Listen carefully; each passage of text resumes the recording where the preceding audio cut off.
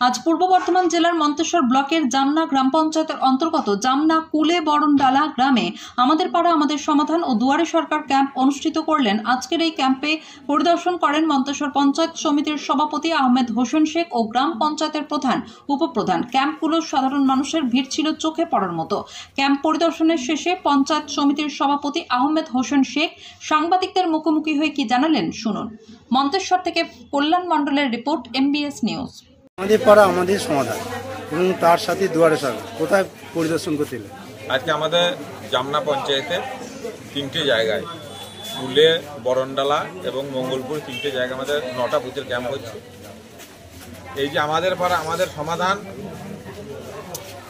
আমাদের মাননীয় মুখ্যমন্ত্রী মমতা বন্দ্যোপাধ্যায়ের যে প্রকল্প, সেই প্রকল্পগুলো গ্রামের মানুষ দল বল নির্বিশেষে সাধারণ মানুষ সকলেই এখানে উপস্থিত হয়েছে।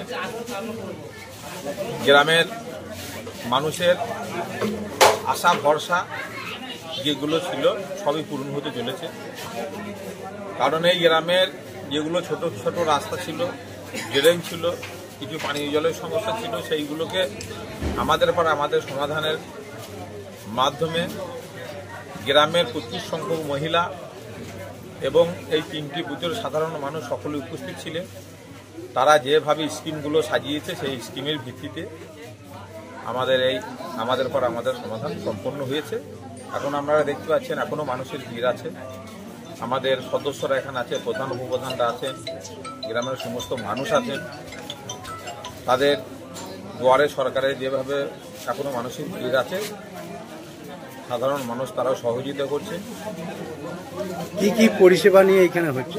এখানে পরিষেবা বলতে দেখুন, এটা আমরা ধন্যবাদ জানাই মাননীয় মুখ্যমন্ত্রী মমতা বন্দ্যোপাধ্যায়কে।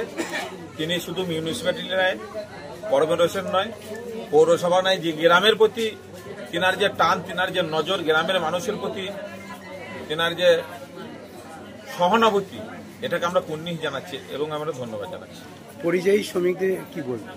পরিযায়ী শ্রমিকদের দেখুন, যারা পরিযায়ী শ্রমিকের রেজিস্ট্রেশন সব জায়গায় হচ্ছে, বাংলা এবং বাংলা ভাষীদের উপর যেসব বিভিন্ন ডবল ইঞ্জিন সরকার যেখানে আছে তাদের যেভাবে অত্যাচার চলছে, তারই প্রতিবাদে আমাদের মন্তেশ্বর ব্লক সাধারণ মানুষ সকলেই সচেতন আছে, তারই প্রতিবাদ জানাচ্ছে, মিটিং মিছিল সবই করছে এবং সেখানে পরিযায়ী শ্রমিকরা রেজিস্ট্রেশনও করছেন।